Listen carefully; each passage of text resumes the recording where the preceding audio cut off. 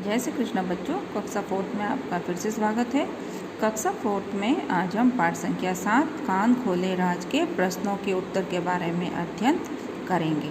ठीक है, पाठ को हमने अच्छे से पढ़ लिया है, तो पाठ में से ही कुछ प्रश्न उत्तर हैं, उनके बारे में आज हम अध्ययन करेंगे। तो प्रश्न हैं हमारे अबसद वाले ऑब्जेक्टिव टाइप और रिक्त स्थानों की पूर्ति वाले प्रश्न हैं।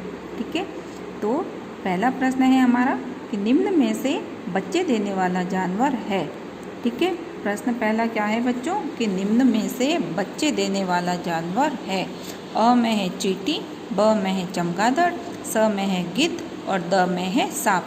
अब इन चारों में से कौन सा उत्तर सही है वो हमें इस यहाँ पे उत्तर लिख के आगे लिखना है उत्तर के सामने। तो चींटी अंडे देती है, बच्चे नहीं देती है, तो ये गलत हो गया। फिर है चमगादड़, तो चमगादड़ बच्चे देती है तो पक्षी मगर अपवाद है, तो ये बच्चे देती है, अंडे नहीं देती है। गिद्ध क्या करता है, अंडे देता है, और सांप भी अंडे देता है। तो चींटी, गिद्ध और सांप ये तो हो गए अंडे देने वाले जानवर, और हमें प्रश्न क्या पूछा गया है कि बच्चे देने वाला जानवर कौन सा है। तो ब राइट हो जाएगा, चमगादड़ क्या करता है, बच्चे देता है।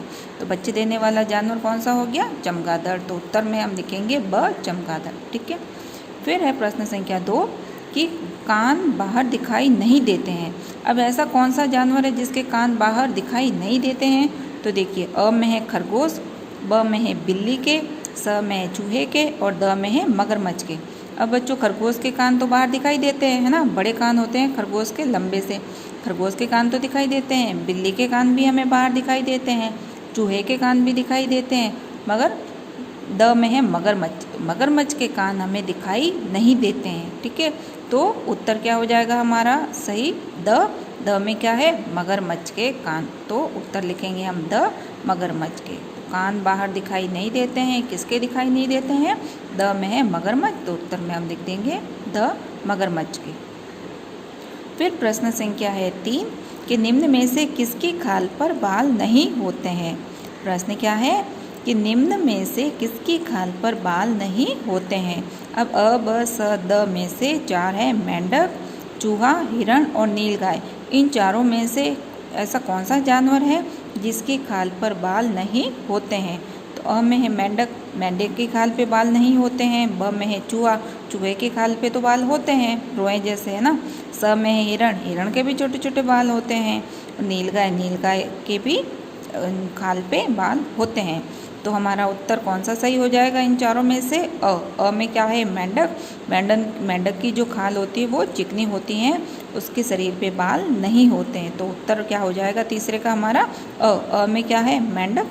ठीक है, तो तीसरे प्रश्न का उत्तर हो जाएगा मेंढक। फिर प्रश्न संख्या 4 है कि निम्न में से किसके कान खड़े दिखते हैं। प्रश्न कौन सा है चौथा कि निम्न में से किसके कान खड़े दिखते हैं। अ में है हाथी के, ब में भालू के, स में है खरगोश के और द में है शेर के। तो हाथी के कान तो खड़े नहीं दिखाई देते, होते तो बड़े हैं मगर कान खड़े नहीं होते हैं। भालू के कान भी खड़े नहीं होते हैं। खरगोश के कान तो हाँ, जब खरगोश दौड़ता है तो खरगोश के कान खड़े दिखाई देते हैं हमें। और शेर के कान भी खड़े दिखाई नहीं देते हैं। तो निम्न में इसके किसके कान खड़े दिखते हैं। तो हमारा उत्तर क्या हो जाएगा, स खरगोश के। ठीक है, यहाँ हमने उत्तर लिख दिया है, स खरगोश के कान खड़े दिखते हैं। ठीक है, फिर प्रश्न संख्या 5 है कि रिक्त स्थानों की पूर्ति कीजिए। ठीक है, रिक्त स्थानों की पूर्ति करनी है हमें। गाय के कान दिखाई देते हैं, गाय क्या करती है, बच्चे देती है। ठीक है, महात्मा जी ने क्या बताया था, पाठ में हमने पढ़ा था कि जिसके कान बाहर दिखाई देते हैं और जिसके शरीर पे बाल होते हैं, है ना, जिसके खाल पे बाल होते हैं वो क्या करते हैं, बच्चे देते हैं। और जिसके कान दिखाई नहीं देते हैं और जिसके शरीर पे बाल नहीं होते हैं वो अंडे देते हैं। ठीक है, तो गाय के कान दिखाई देते हैं तो गाय बच्चे देती है। तो हम खाली जगह में क्या लिखेंगे बच्चों, बच्चे। ठीक है, खाली जगह में लिखेंगे गाय बच्चे देती है। फिर दूसरी खाली रिक्त स्थान है, मुर्गी अंडे देती हैं, उनके कान दिखाई नहीं देते। ठीक है, अब जिनके कान दिखाई नहीं देते वो जानवर क्या करते हैं, अंडे देते हैं। तो मुर्गी के कान दिखे कभी? नहीं दिखे ना। तो मुर्गी अंडे देती है, उसके कान दिखाई नहीं देते हैं। खाली जगह में क्या लिख देंगे हम? नहीं। ठीक है। तीसरी रिक्त स्थान है हमारी कि बिल्ली के कान दिखते हैं, वह बच्चे देती है। क्या रिक्त स्थान में क्या आएगा? बच्चे देती हैं। बिल्ली के कान दिखते हैं तो क्या देगी? बच्चे देगी, अंडे नहीं देगी ना। तो बिल्ली के कान दिखते हैं, वह बच्चे देती है। रिक्त स्थान में हम लिखेंगे बच्चे। ठीक है। फिर चौथे रिक्त स्थान है हमारे पास में, रिक्त स्थान के कान नहीं दिखते हैं, वह बच्चे देती है।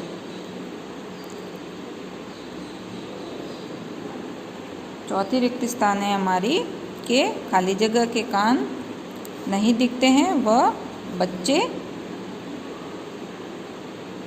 देती हैं।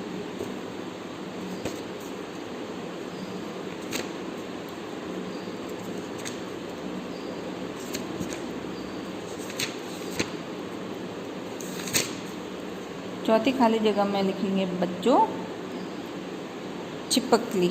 ठीक है।